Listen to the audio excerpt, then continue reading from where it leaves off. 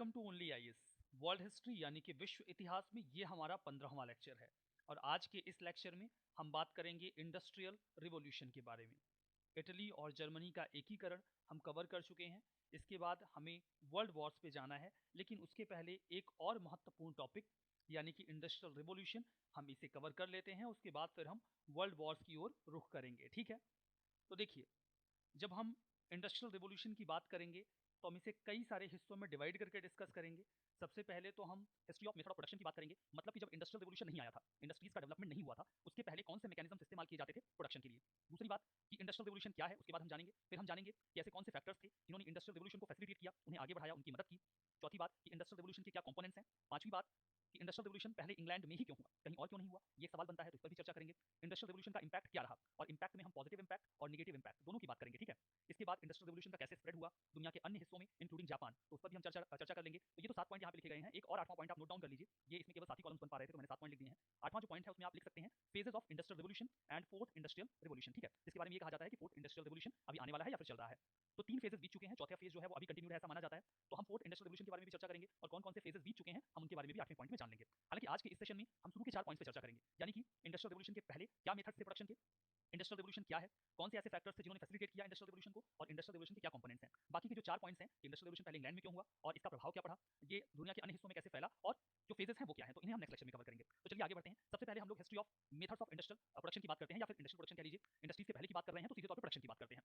हमें बहुत पीछे जाने की आवश्यकता है नहीं। अगर आप थोड़ा और पीछे जाना चाहें तो आप समझ सकते हैं कि एक समय जो मनुष्य था वो हंटर गैदरर था। हम चीजों को इकट्ठा करते थे और उसे ही खा लेते थे। कुछ प्रोडक्ट प्रोड्यूस करने की आवश्यकता हमें महसूस होती नहीं थी। लेकिन उसके बाद धीरे धीरे एग्रीकल्चर का डेवलपमेंट हुआ, यानी कि हम चीजों को उगाने लगे। हम उतना ही उगाते थे जितना खा सकें, और उसके बाद थोड़ा बहुत सरप्लस हमारे पास इकट्ठा हो भी जाता था तो हम उसे इकट्ठा करके रख लेते थे भविष्य की जरूरतों को पूरा करने के लिए। लेकिन देखिए, हमने बात की थी फ्यूडल सिस्टम के बारे में। जो पूरा मेडिवल एरा था वो फ्यूडल सिस्टम से डोमिनेट कर रहा था। फ्यूडल सिस्टम में लैंड की ओनरशिप किसके पास होती थी, आपको याद होगा, फ्यूडल लॉर्ड्स के पास हुआ करती थी। जो पीजेंट्स होते थे, जो सर्फ्स होते थे, जो किसान होते थे, उनके पास लैंड की ओनरशिप होती नहीं थी। और दूसरी बात कि जो समाज था वो उतनी इतनी रूढ़िवादिता से भरा हुआ था, इतने जो कंजर्वेटिव माइंडसेट थे उनको डेवलप किया जा रहा था, और किसी भी इनोवेटिव आइडिया को कुचल दिया जाता था। इसीलिए जो पूरा मेडिवल पीरियड रहा उसमें कुछ खास डेवलपमेंट्स हुए नहीं, यानी कि ना तो एग्रीकल्चर में कोई डेवलपमेंट हुआ और ना ही इंडस्ट्रीज के फेज में कुछ बेहतर होने की संभावना नजर आई। इंडस्ट्रीज का तो कॉन्सेप्ट ही मर्ज होकर नहीं आया था। लेकिन रेनेसां आता है, इनलाइटनमेंट आता है, लोग नई नई विचारधारा को स्वीकार करने लगते हैं। दूसरी ओर जो फ्यूडल सिस्टम था वो खत्म होने लगता है। जब फ्यूडल सिस्टम खत्म होने लगता है, इंडिविजुअल प्रॉपर्टी राइट की बात की जाने लगती है और फार्मर्स के पास अपनी लैंड होने लगती है। तब कुछ नए नए विचार हमारे सामने आते हैं। जब फार्मर की अपनी खुद की लैंड होती है तब वो सोचता है कि आखिर जब वो लैंड पे ज्यादा प्रोडक्शन करेगा तो वो उसका अपना प्रोडक्शन होगा, तो वो किस तरीके से ज्यादा प्रोड्यूस कर सकता है। अब जब नए नए आइडियाज इमर्ज होकर आए तो नए नए इनोवेशंस भी हुए, और उन्होंने जो प्रोडक्शन का नजरिया था, प्रोडक्शन करने का जो तरीका था, उसे ही बदल दिया। तो देखिए, कौन कौन से मैकेनिज्म्स पहले हुआ करते थे प्रोडक्शन के, हम उन पे बात करेंगे। शुरुआती दौर में गिल्ड सिस्टम हुआ करता था। गिल्ड सिस्टम को रिप्लेस किया गया पुटिंग आउट सिस्टम के द्वारा, और फिर अंत में आया फैक्ट्री सिस्टम, जिसे कि हम एक बेसिक कंपोनेंट कह सकते हैं इंडस्ट्रियल रिवॉल्यूशन का। तो जो मेथड ऑफ प्रोडक्शन में हम बात कर रहे हैं फेजेस की, तो जो पहला फेज था वो था गिल्ड सिस्टम, दूसरा था पुटिंग आउट सिस्टम, और तीसरा था फैक्ट्री सिस्टम। हम बहुत पीछे नहीं जा रहे हैं, 15वीं सेंचुरी के आसपास की बात कर रहे हैं, जब आर्टिशंस ने अपने हितों की रक्षा करने के लिए गिल्ड्स का निर्माण करना शुरू कर दिया, या उसके पहले भी जो गिल्ड्स थे वो काफी प्रचलित हुआ करते थे। अब देखिए, गिल्ड सिस्टम क्या होता है यहाँ पर बताना आवश्यक है। गिल्ड में होता ये था कि एक तरह के प्रोडक्शन करने वाले लोग आपस में यूनाइट हो जाते थे। जैसे आज के ट्रेड यूनियंस हैं, आप उन्हीं से इन गिल्ड्स का कंपैरिजन कर लीजिए। जैसे ट्रेड यूनियंस अपने पार्टिकुलर जो वर्कर्स हैं उनके हितों के लिए आवाज उठाते हैं, पॉलिसी मेकिंग के लिए दबाव बनाने का प्रयास करते हैं, प्रेशर ग्रुप की तरह काम करते हैं, बिल्कुल वैसे ही ये गिल्ड भी काम किया करते थे। एक तरीके के प्रोडक्शन करने वाले लोगों का अपना गिल्ड होता था जो उनके व्यापार को फैसिलिटेट करता था, उनके हितों की रक्षा करता था।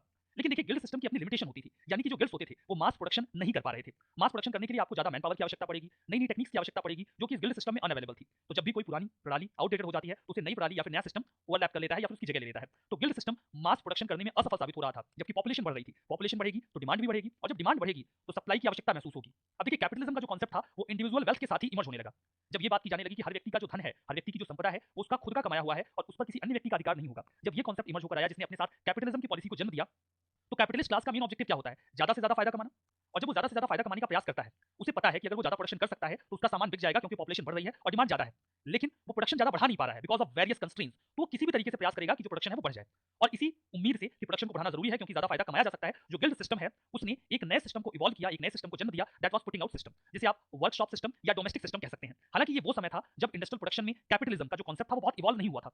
मर्केंटिलिज्म का कॉन्सेप्ट उस समय चल रहा था कि जो धन संपदा है वो सीमित है, आप जितना इकट्ठा कर सकते हैं कर लीजिए। वो ऐसा समय था जहां एक ही व्यक्ति किसी प्रोडक्ट को प्रोड्यूस भी करता था और एक्सपोर्ट भी करता था। देखिए, मर्केंटिलिज्म में तो वो फैसिलिटेटर का काम करता था, मतलब चीजों को एक जगह से उठा के दूसरी जगह पे बेच दिया करता था। लेकिन जब इसका थोड़ा एडवांस फेज आया, जो कि कैपिटलिज्म की ओर धीरे-धीरे पूरे मर्केंटिलिज्म को लेकर जा रहा था, तो वहां पे एक ऐसा क्लास था जो कि चीजों को खुद ही प्रोड्यूस करके बेचने लगा, उसका एक्सपोर्ट करने लगा। लेकिन अब प्रोडक्शन करने में काफी दिक्कत हो रही थी कि एक ही व्यक्ति है जिसे प्रोडक्शन भी देखना है और उसे एक्सपोर्ट भी करना है, तब उसे समस्या का सामना करना पड़ा। तो उस स्थिति में एक नया सिस्टम इवॉल्व होकर आया जिसे कहा गया वर्कशॉप सिस्टम या फिर डोमेस्टिक सिस्टम। अब देखिए, इसमें क्या होता था, एक इंडिविजुअल पर्सन है जिसे अपना सामान प्रोड्यूस भी करना है और बेचना भी है। उस समय वूल यानी कि ऊन के बने हुए कपड़ों का काफी अधिक मात्रा में उपयोग किया जाता था, तो ऊन के कपड़ों को बनाना और फिर उसे बेचना ये बहुत ही कॉम्प्लेक्स मैकेनिज्म हो जाता था किसी भी एक इंडिविजुअल के लिए। काफी आसान होता अगर उस ऊन के कपड़े को बना कोई और दे और एक इंडिविजुअल हो जो उसे एक्सपोर्ट कर दे। अब सवाल ये था कि उस ऊन के कपड़े को बनाएगा कौन?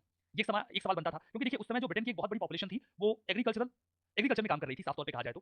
अब अगर कोई व्यक्ति एग्रीकल्चर में काम कर रहा है तो वो किसी अन्य एक्टिविटी में पार्टिसिपेट नहीं करेगा, सिंपल सी बात है। लेकिन ब्रिटेन में सर्दी काफी अच्छी पड़ती है, सर्दी के समय में इतनी ज्यादा सर्दी होती है कि किसी भी फसल को उगाना संभव नहीं होता। उस स्थिति में जो भी लेबरर्स हैं या फिर एग्रीकल्चर में काम करने वाले लोग हैं उनके पास समय होता था, उनके पास कोई काम नहीं होता था। तो इस समय को यूटिलाइज किया गया इन ट्रेडर्स के द्वारा, जो कि दोनों काम कर रहे थे, वो प्रोडक्शन भी कर रहे थे, एक्सपोर्ट भी कर रहे थे। तो उन्होंने प्रोडक्शन का जो काम था वो इन एग्रीकल्चरल लेबरर्स को दे दिया या फिर एग्रीकल्चर हाउस होल्ड को दे दिया।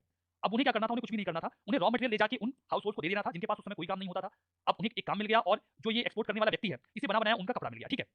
अब इसमें होता सिर्फ ये था कि वो ऊन खरीदते थे खूब सारा और उस ऊन को वो ले जाके एग्रीकल्चरल हाउसहोल्ड को दे देते थे, गांवों में ले जाकर, और उसके बाद वापस जाके उन्हें उनके कपड़े ले लेने हैं और उसे एक्सपोर्ट कर देना है, बेच देना है। ये काम आसान हो गया। अब इसमें एक पूरी फैमिली मिलती थी और उन्हें एक व्यापारी आकर ऊन देकर चला जाता था। वो उस ऊन को बहुत सारी प्रोसेसिंग करके, उसमें कलर करके और जो भी ऊन से जो रेशे बनाए जाते हैं वो पूरा काम करके वो कपड़े की बुनाई कर देते थे। कपड़ा व्यापारी लेकर जाता था, बेच देता था। ये पूरा जो मैकेनिज्म था इसे ही आप कह सकते हैं वर्कशॉप सिस्टम या फिर डोमेस्टिक सिस्टम, क्योंकि सारा काम एक घर में होता था, इसलिए इसे डोमेस्टिक सिस्टम कहा जाता है। क्योंकि जो व्यापारी है वो उन मजदूरों को लेकर कहीं नहीं जाता है, वो सामान रॉ मटेरियल उनके घर पे दे देता है। जैसे अभी भी कुछ कुटीर उद्योगों में ऐसा काम किया जाता है। जैसे सुपारी की कटाई की जाती है, सुपारी आप जानते हैं जिसका इस्तेमाल कुछ ऐसे प्रोडक्ट्स में किया जाता है जो कि स्वास्थ्य के लिए हानिकारक होते हैं, तंबाकू के प्रोडक्ट के साथ इस्तेमाल किया जाता है। तो उन सुपारी को कटवाना पड़ता है, तो मैकेनाइज्ड सिस्टम भी है। बट कुछ कुटीर कुटीर उद्योग ऐसा करते हैं कि वो एक बोरी सुपारी ले जाकर किसी महिला के घर पे रख देंगे, उसे काम दे दिया जाएगा कि आप इस पूरी सुपारी को काट दीजिए, वो उसे काट देंगी, फिर वो आके उसे उठाकर लेकर चला जाएगा, उसके बदले में पैसा पे कर देगा। बिल्कुल यही मैकेनिज्म था। या फिर आपने देखा होगा कुछ पिन्स होती हैं जो महिलाएं या लड़कियां बालों में लगाया करती हैं, काले रंग की पिन होती है, वो उन्हें लकड़ी के गत्तों में लगाया जाता है, तो वो भी काफी टाइम टेकिंग काम होता है। तो उसके लिए भी ऐसा मैकेनिज्म अपनाया जाता है कि एक व्यापारी आता है, वो एक दो बोरी पिन ले जाकर किसी महिला को दे देता है, वो महिला उस पिन को उन गत्तों में लगा देती है जिसे बाद में बेचा जा सकता है। तो बिल्कुल सेम मैकेनिज्म था कि एक व्यापारी ऊन ले जाकर दे देता था और वो उसके कपड़े बुन देते थे, फिर उस कपड़े को बेच दिया जाता था। तो इस मैकेनिज्म को कहा जाता था putting out system, workshop system या फिर डोमेस्टिक सिस्टम, जिसने गिल्ड सिस्टम को रिप्लेस कर दिया। अब उस व्यापारी को प्रोडक्शन की चिंता करने की आवश्यकता नहीं थी, क्योंकि प्रोडक्शन कोई और कर रहा था। यहाँ पे देखिए मर्चेंट की जिम्मेदारी होती थी कि वो रॉ मटेरियल दे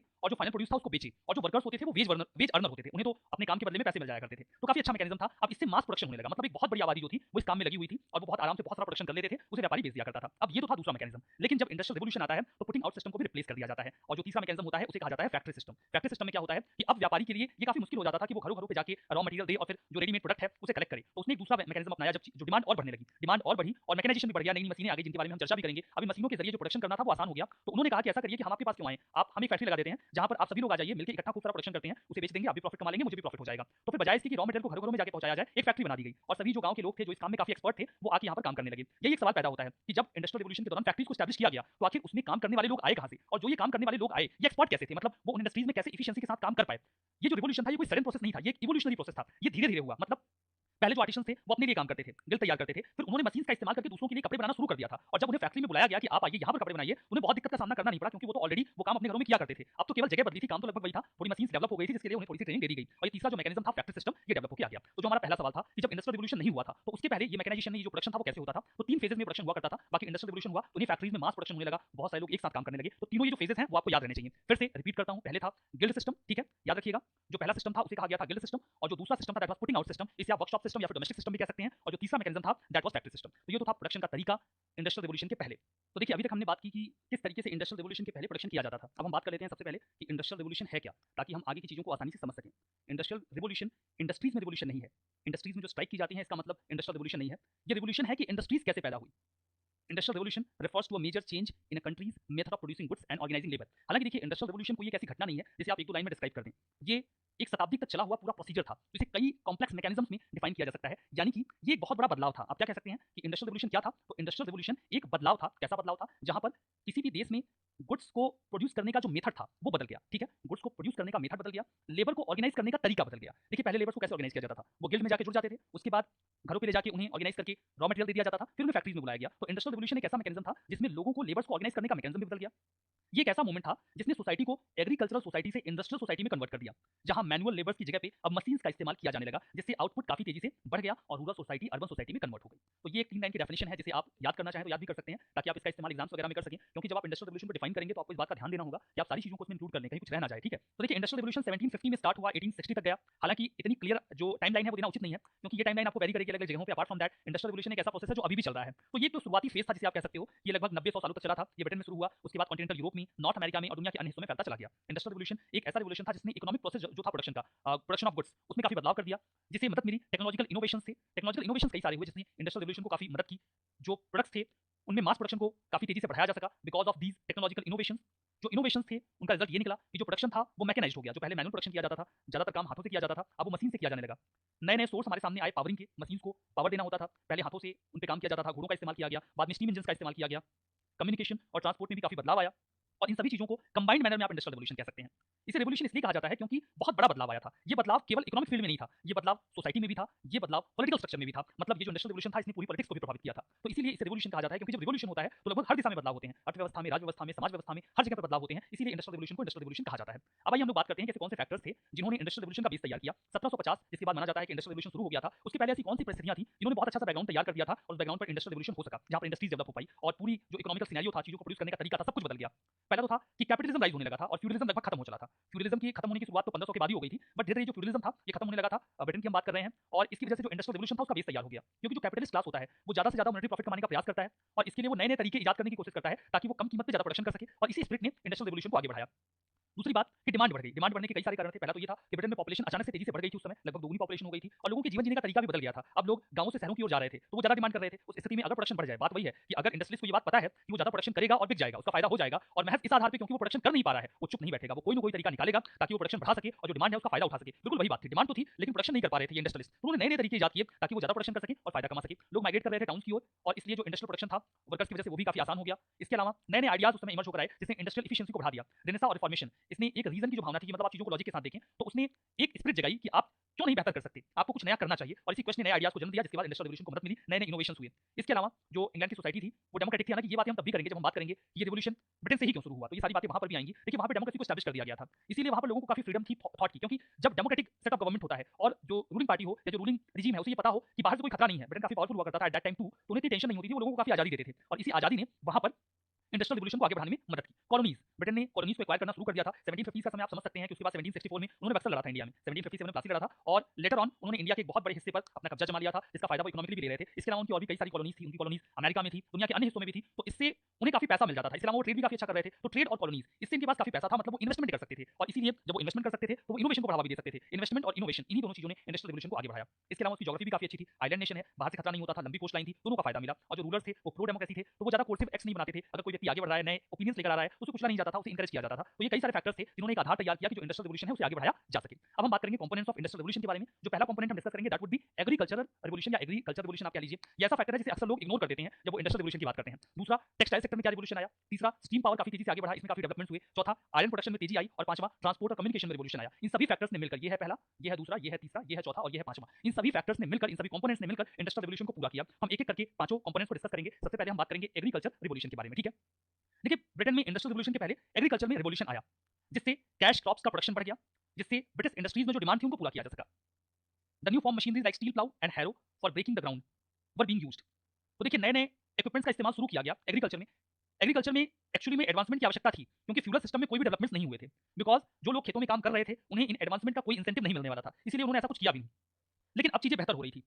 तो देखिए, स्टील प्लाउ का इस्तेमाल किया गया उस समय इंडस्ट्रियल रिवोल्यूशन के पहले। जो एग्रीकल्चर में रिवोल्यूशन आया ब्रिटेन में, ये स्टील प्लाउ ये ज्यादा मजबूत थे, बेहतर खोद सकते थे। इसके अलावा हैरो का इस्तेमाल किया गया। हैरो देखिए ये एक ऐसा मशीन होती है जिसे आप आज भी देख सकते हो, इसका इस्तेमाल खेतों में किया जाता है। हालांकि अब ये काफी एडवांस होता है, इससे जमीन की जो मिट्टी होती है उसको तोड़ा जा सकता है आसानी से, उसे भुरभुरा बना देता है, आसान बना देता है, आप उसे आसानी से इस्तेमाल कर सकते हैं, ठीक है।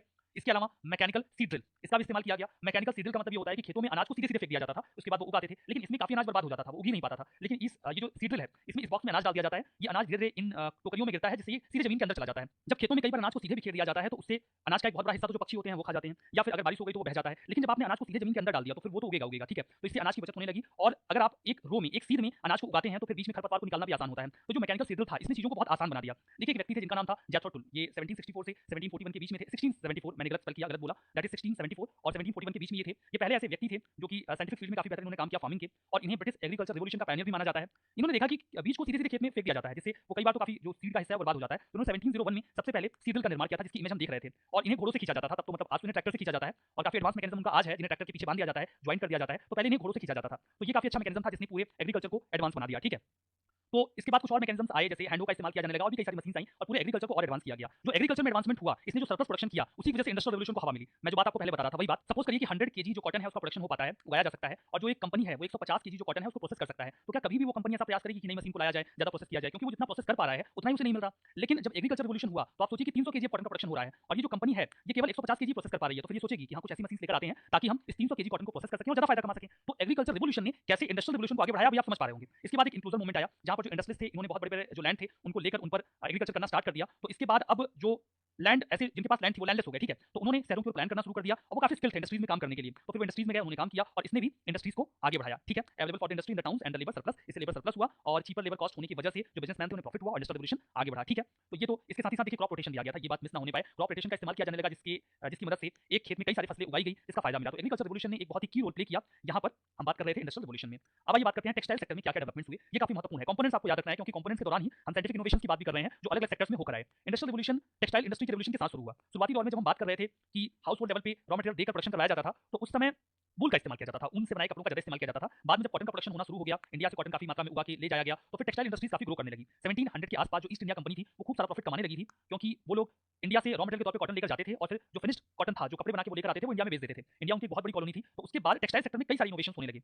This prompted English businessman to improve raw cotton from India and convert it into finished cotton clothes. अब देखिए इंडिया के जैसा उनके पास एक बड़ा मार्केट था, वो ज्यादा पैसे कमाना चाहते थे, लेकिन इसके लिए उन्हें कुछ ऐसे मैकेनिज्म की आवश्यकता थी जिससे वो बहुत आसानी से खूब सारा कपड़ा बना सके और ऐसा वो कर नहीं पा रहे थे। उसके बाद चूंकि कपड़े हाथ से बनाए जा रहे थे, फिर 1733 में जॉन की नाम के एक व्यक्ति ने फ्लाइंग शटल का निर्माण किया। फ्लाइंग शटल के निर्माण के बाद, फ्लाइंग शटल की इन्वेंशन के बाद हम कहेंगे कि जो कॉटन को प्रोसेस करने का तरीका था वो काफी आसान हो गया। ये है फ्लाइंग शटल, आप देख सकते हैं इसमें कपड़े को एक साथ बहुत बड़ी क्वांटिटी में प्रोसेस किया जा सकता था, तो इसके बाद जो प्रोडक्शन था वो काफी बेहतर हो गया, ठीक है। When the old machinery like spinning wheel and handloom, उसके बाद स्पिनिंग व्हील्स भी आए और हैंडलूम्स का भी यूं कह सकते हैं इन्वेंशन किया गया, जिनसे काफी आसान हो गया था अब कपड़े को प्रोसेस करना, लेकिन ये भी उन जरूरतों को पूरा नहीं कर पा रहे थे जो उस समय बनी हुई थी। अगर आप देखना चाहें तो देख सकते हैं ये है हैंडलूम, जिसमें हाथ से काम किया जाता था इस पूरे लूम पर, और ये है स्पिनिंग व्हील, ठीक है, तो इन दोनों का इस्तेमाल कपड़े को प्रोसेस करने के लिए किया जाने लगा था, लेकिन इनसे भी जो कंपनीज की आवश्यकताएं थी, जो जरूरतें थी, वो पूरी हो नहीं पा रही थी, तो हैंडलूम, स्पिनिंग व्हील और फ्लाइंग शटल, इन तीनों का इन्वेंशन किया गया, लेकिन जो जरूरतें थी इंडस्ट्रीज में वो इन तीनों के बावजूद पूरी नहीं हो पा रही थी। ओल्ड मशीनरीज ये काम नहीं कर पा रही थी और अब टेक्सटाइल इंडस्ट्रीज में कुछ नई मशीन्स की आवश्यकता थी, और इस फील्ड में हैग्रीव्स ने पहली बार एक मशीन को डेवलप किया जिसे कहा गया स्पिनिंग जेनी, ठीक है, और स्पिनिंग जेनी ने बहुत ज्यादा आसान कर दिया कॉटन के प्रोडक्शन को। ये है स्पिनिंग जेनी, ये एक ऐसा काफी बड़ी मशीन होती थी, तो इसका इस्तेमाल किया जाने लगा, ठीक है। उसके बाद स्पिनिंग जेनी का जब निर्माण कर लिया गया, तो उसे थोड़ा सा और डेवलप किया गया।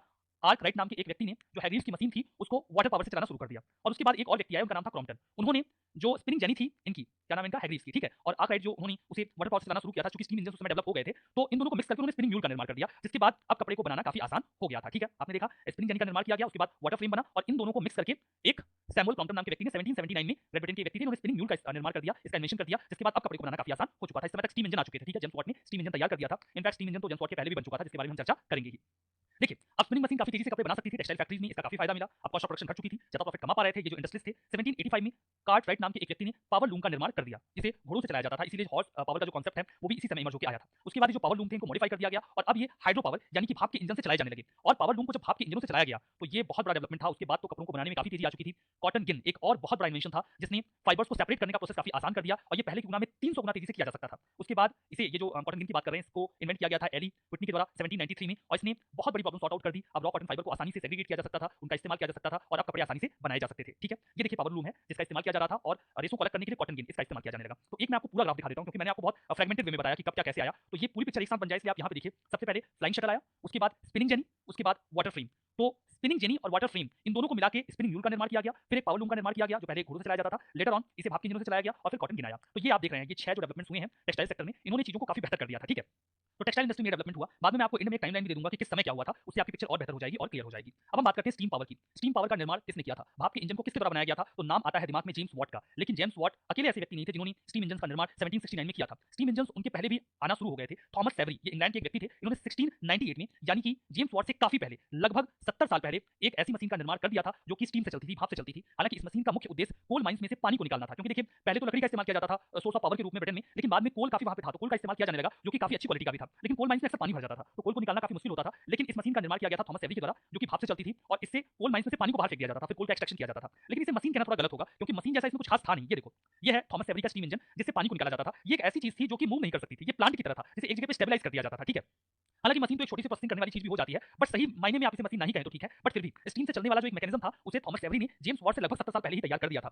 लेकिन जेम्स वॉट ने सबसे पहले पेटेंट कराया था। उसके बाद जो फुल स्ट्रक्चर था जिसे इंडस्ट्रीज में इस्तेमाल किया जा सकता था, वो तो जेम्स वॉट ने ही तैयार किया था। अब उसके बाद देखिए 1712 में 1712 में थॉमस न्यू कॉमन ने, इंग्लैंड के एक व्यक्ति थे ये, इन्होंने उसको और एडवांस किया, नया जो स्टेज था थॉमस सेवरी की मशीन का उसको डेवलप किया। तो इमेज में आप देख सकते हैं, ये है थॉमस न्यू कॉमन का स्टीम इंजन, यहाँ पर आप इसको इमेज में देख सकते हैं। और उसके बाद फिर 1769 में, जो कि एक स्कॉटिश इंजीनियर थे जेम्स वॉट, इन्होंने स्टीम इंजन को डेवलप किया, और ये है इनका स्टीम इंजन, जिसका इस्तेमाल बाद में ट्रेन्स में किया गया, ठीक है। और उसका इसने एक बहुत बड़ा रिवॉल्यूशन क्रिएट किया पूरे इंफ्रास्ट्रक्चर के फील्ड में। स्टीम इंजन के निर्माण के बाद चीजें बहुत बदल चुकी थी, अब गुड्स का प्रोडक्शन आसान हो गया था, ट्रांसपोर्टेशन में भी काफी मदद मिली, स्टीम बोट्स का इस्तेमाल किया गया चीजों को एक जगह से दूसरी जगह पर ले जाने के लिए। अपार्ट फ्रॉम दैट इसने मास प्रोडक्शन को भी बढ़ावा दिया, क्योंकि अब मशीन जो बेस्ड मैकेनिज्म था वो मैन पावर से काफी ज्यादा एफिशिएंट था। स्पिनिंग जो मशीन थी उनको रन करवाने के लिए पावर लूम्स का इस्तेमाल किया जा रहा था, तो वो हाइड्रो पावर से चलाए जा रहे थे। This resulted in England improving 5 times more raw cotton bye 1840। 1840 में जितने कॉटन को प्रोसेस किया जाता था, स्टीम इंजन के डेवलप होने के बाद ये प्रोसेसिंग 5 गुना ज्यादा बढ़ चुकी थी। और इसके बाद कोल माइंस में शुरुआती दौर में तो इसका इस्तेमाल पानी को बाहर निकालने के लिए ही किया जाता था, लेकिन वो उतना एफिशिएंट नहीं था। इसने कोल की सप्लाई को भी बेहतर कर दिया, क्योंकि अब ये जो स्टीम इंजन था ये काफी ज्यादा एफिशिएंट था और कोल माइंस में आसानी से काम किया जा सकता था। ठीक है, तो यहाँ पर हमने देखा थॉमस एवरी का स्टीम इंजन ये है, इसे बाद में थोड़ा डेवलप किया गया थॉमस न्यूकॉमन के द्वारा, और बाद में इन दोनों को बहुत ज्यादा डेवलप कर दिया गया जेम्स वाट के स्टीम इंजन के तौर पे, जिसका इस्तेमाल रेल में किया गया। ठीक है, अब आइए बात करते हैं आयरन प्रोडक्शन में क्या रिवोल्यूशन हुआ। देखिए, दूसरा जो एक महत्वपूर्ण रिवोल्यूशन था वो आयरन प्रोडक्शन की फील्ड में था, क्योंकि आयरन का इस्तेमाल यूं तो काफी प्राचीन समय से हो रहा था, लेकिन इतने बड़े तौर पर उसका इस्तेमाल नहीं किया जाता था, मैकेनाइज तरीके से इस्तेमाल नहीं किया जाता था इंडस्ट्रीज में या फिर कमर्शियल पर्पस से इसका इस्तेमाल नहीं किया जाता था। स्टीम इंजन के स्टीम पावर के आने के बाद ज्यादा मशीनरीज की डिमांड बढ़ गई, क्योंकि अब मशीन को चलाना आसान हो गया था ना, आदमी को हाथ से नहीं चलाना पड़ रहा था, वो स्टीम इंजन से चल रहे थे, तो फिर मशीन को बनाना पड़ता था। मशीन को बनाने के लिए लोहे की आवश्यकता पड़ती थी, लेकिन इंग्लैंड में cheaper mode of processing raw iron था नहीं, मतलब सस्ते तरीके से लोहे को बनाना आसान नहीं था। उसके बाद ब्लास्ट फर्नेस का एक मैकेनिज्म इवॉल्व किया गया, जहां पर देखिए ब्लास्ट फर्नेस एक ऐसा बड़ा सा टावर होता है जिसके नीचे से कंप्रेस्ड जो हॉट कंप्रेस्ड एयर होती है उसका इस्तेमाल करके जो एक मिक्सचर होता है आयरन ओर का, कोक का और लाइमस्टोन का, उससे आयरन को एक्सट्रैक्ट किया जाता है। बहुत डिटेल में मैकेनिज्म में जाना नहीं है, बाकी आप ये समझ सकते हैं कि इससे लोहे की प्रोसेसिंग करना आसान हो गया, लोहे का प्रोडक्शन करना आसान हो गया, जिसने पूरे फील्ड को काफी तेजी से डेवलप कर दिया। तो अब आइए अपने पांचवें पॉइंट पे बात करते हैं, that is revolution in transport and communication. देखिए, इकोनॉमी जितना ज्योग्राफी पे डिपेंड करती है उतनी ही प्रोडक्शन के प्रोसेस पे भी डिपेंड करती है। ट्रांसपोर्ट कॉरिडोर्स काफी तेजी से डेवलप हुए, किन कारणों से? हमने बात की आयरन का प्रोडक्शन बढ़ गया, प्लस स्टीम इंजन आ चुका था, मतलब आयरन का इस्तेमाल करके ट्रेन बना सकते हैं, स्टीम इंजन से चला सकता है, तो इस दिशा में इसने बहुत ही महत्वपूर्ण काम किया। स्टीम इंजन को बाद में जॉर्ज स्टीफेंसन नाम के एक व्यक्ति ने रेलवे के फॉर्मेट में मॉडिफाई कर दिया था 1814 में, और कोयले का इस्तेमाल कर the coal could now be transported from the coal mines to the port by railway. अब पोर्ट्स तक कोयले को ले जाने के लिए ट्रेन का इस्तेमाल किया जाने लगा था। 1830 में पहली पैसेंजर ट्रेन को रन किया गया था स्टीम पावर के द्वारा, और इसने अपनी जर्नी को कंप्लीट किया था। ठीक है, और जो इन्वेंशंस किए गए, इन्होंने बिजनेस जो मेन थे उनके मूवमेंट को काफी आसान बना दिया, चीजों को एक जगह से दूसरी जगह पे ले जाना आसान हो गया, और इसी का प्रभाव था कि हमने देखा इंडिया में भी 1853 में रेलवेज को स्टेबलाइज किया गया। तो देखिए, मैकेडमाइज्ड रोड्स को बनाने का जो एक नया तरीका इवॉल्व किया गया था मैक एडम के द्वारा, जहां पर पक्की रोड्स को बनाना शुरू किया गया। अब इनके लिए इनके साथ जो है गुड्स को मूव करना एक जगह से दूसरी जगह पे काफी आसान हो गया। कैनाल नेटवर्क को भी डेवलप किया गया रेल रोड इंफ्रास्ट्रक्चर के साथ साथ। अब देखिए, पानी में चीजों को लेकर जाना काफी सस्ता पड़ता था कंपैरिजन टू जमीन पर, यानी कि जो लैंड बेस्ड ट्रांसपोर्ट है उसके कंपैरिजन में स्टीम पावर्ड बोट्स को बनाया जाने लगा, शिप्स को बनाया जाने लगा, और इनसे पानी के जरिए अब चीजों को मूव किया जाने लगा। तो ये जो ट्रांजैक्शन था, जो सामान को एक जगह से दूसरी जगह पे ले जाने का मैकेनिज्म था, इसने चीजों को काफी आसान बना दिया, और इससे इंडस्ट्रियल रेवोल्यूशन को काफी तेजी मिली। ठीक है, तो यहाँ पर देखिए हमने जो 4 यूनिट्स डिस्कस करने का प्लान बनाया था वो हमने यहाँ पे कंप्लीट कर लिया है। आज के सेशन में हम केवल इतनी ही बात करेंगे, बाकी की बातें हम नेक्स्ट सेशन में करेंगे।